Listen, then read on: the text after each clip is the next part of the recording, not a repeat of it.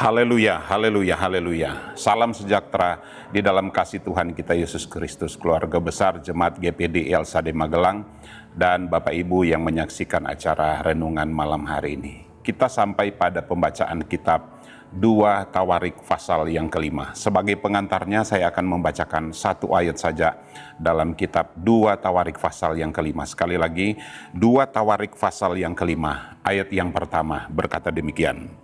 Maka selesailah segala pekerjaan yang dilakukan Salomo untuk rumah Tuhan itu. Kemudian Salomo memasukkan barang-barang kudus Daud ayahnya dan menaruh perak, emas, dan barang-barang itu dalam perbendaharaan rumah Allah. Secara singkat kita dapat memahami maksud dari keseluruhan pasal yang kelima ini kitab 2 Tawarik, bahwa pembangunan bait Allah yang dilakukan oleh Salomo sudah selesai. Kita tahu sejarahnya bahwa pembangunan bait Allah ini sudah lama direncanakan, bahkan Raja Daud punya keinginan yang besar untuk dapat melaksanakan pembangunan ini. Tetapi Tuhan tidak menghendaki Raja Daud menjadi seorang yang membangun rumah Allah ini, dan Allah sendiri menyampaikan kepada Daud bahwa anaknya yaitu Salomo yang akan menjadi atau yang akan mendirikan bait Allah ini. Tetapi peran dari Raja Daud itu tidak kalah pentingnya, sebab segala sesuatu yang dibutuhkan untuk pembangunan bait Allah semuanya sudah disediakan, sudah diadakan oleh Raja Daud, sehingga Salomo tidak mengalami kesulitan yang berarti dalam melaksanakan pembangunan bait Allah. Sekali lagi, maka selesailah segala pekerjaan yang dilakukan Salomo untuk rumah Tuhan itu. Jadi selesailah, tidak ada satupun yang tidak diselesaikan. Ini menjadi pelajaran bagi kita.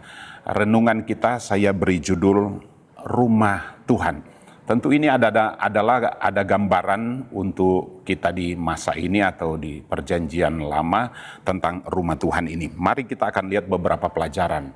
Dalam perjanjian lama, orang-orang dalam perjanjian lama itu mereka memberi perhatian yang luar biasa tentang rumah Tuhan. Rumah Tuhan atau kemah sembayang atau bait suci atau bait kudus Allah itu sama artinya. Dan mereka itu memberi penghormatan yang luar biasa. Mereka mengagung-agungkan rumah Tuhan itu. Mereka sangat memuliakan rumah Tuhan itu. Sebab di sanalah atau di rumah Tuhan itu mereka dapat mengalami yang namanya Shekinah glory. Mengalami kemuliaan Allah. Tidak ada di tempat lain selain di rumah Tuhan. Di rumah Allah, di bait Allah, di kemah sembayang. Satu-satunya tempat yang mereka dapat mengalami kemuliaan Allah. Itu sebabnya bagi umat di dalam perjanjian lama, tidak ada tempat yang spesial, tidak ada tempat yang khusus selain di bait Allah, selain di rumah Allah, atau selain di kemah sembayang. Sekali lagi, bait suci memegang peranan penting, dan bait suci ini sangat penting bagi umat-umat yang ada di dalam perjanjian lama. Tentu kita juga demikian. Dalam kitab Keluaran pasal 25 saya tidak akan membacakannya, tetapi di situ memberi petunjuk kepada kita tentang kemah sembayang yang tentu itu didirikan oleh Musa dan semua perabot yang ada di dalamnya. Tuhan memberi perintah kepada Musa tentang kemah sembayang ini untuk mengumpulkan persembahan, untuk pemeliharaan kemah sembayang, dan ada petunjuk-petunjuk khusus yang disampaikan Tuhan melalui Musa, di mana di sana dijelaskan tentang tabut perjanjian itu seperti apa, ada meja roti, ada kandil emas, dan lain-lain sebagainya. Apa artinya ini? Ini artinya adalah kemah sembayang itu sekali lagi penting, baik di zaman Musa maupun di zaman Salomo. Tidak ada yang melebihi keagungan selain rumah Tuhan. Sekali lagi, tidak ada yang melebihi keagungan selain rumah Tuhan atau kemah sembayang ini. Mari kembali kita pada kitab 2 Tawarik pasal yang kelima. Secara keseluruhan mulai ayat yang pertama dan seterusnya ini berbicara tentang pembangunan bait suci, yang sudah selesai didirikan oleh Salomo. Ada hal yang sangat penting dan yang sangat menarik dalam pembangunan bait suci ini. Dalam bait suci ini ditopang oleh 2 tiang. Tiang yang pertama atau tiang yang ada di sebelah kanan itu dinamai Yakin. Ya, Yakin, yang artinya Allah meneguhkan. Dan tiang yang ada di sebelah kiri dinamai Boas, yang artinya kekuatan hanya ada di dalam Dia. Kekuatan itu hanya ada di dalam Tuhan. Apa artinya ini? Kedua tiang ini, Yakin dan Boas.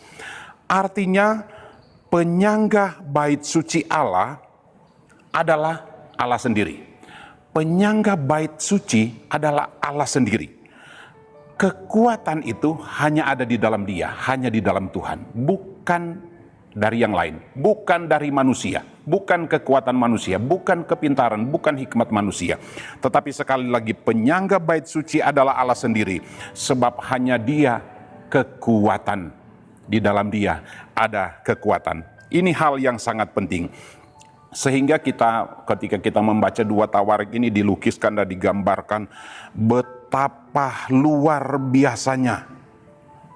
Ya, sekali lagi betapa megahnya bait suci yang dibangun itu. Betapa mulianya bait suci yang dibangun oleh Salomo itu. Yang sudah selesai dibangun, ini luar biasa. Menjadi pembelajaran bagi kita, saya mencatat di sini. Jika kita mengerjakan sesuatu untuk Tuhan dalam bentuk apapun pelayanan, sekali lagi, apapun yang kita kerjakan untuk Tuhan dalam bentuk pelayanan yang dipercayakan kepada kita, yang harus menjadi perhatian bagi kita adalah mari kita mengerjakannya itu dengan sungguh-sungguh. Sekali lagi, apapun pelayanan yang dipercayakan kepada kita, mari kita lakukan itu, kerjakan itu dengan sungguh-sungguh. Jangan dengan setengah hati, jangan dengan setengah-setengah. Tapi mari kita lakukan itu dengan sepenuh hati. Kalau kita mendapat kepercayaan yang luar biasa untuk melakukan suatu pelayanan, kerjakanlah pelayanan itu dengan hati yang tulus, dengan kesetiaan, tetap konsisten, dan sekali lagi harus diselesaikan. Mungkin ada di antara kita hari-hari ini yang mulai kecewa dalam pelayanan, dan kita berkata, saya akan mengambil langkah tinggalkan dan tidak akan meneruskan. Saya mau mundur dengan situasi dan keadaan yang terjadi. Biar renungan hari ini akan mengingatkan kepada kita, Salomo mengerjakan, melakukan pembangunan bait suci dan itu semua diselesaikan dengan baik. Mari juga kita mengambil hikmah di balik semua ini.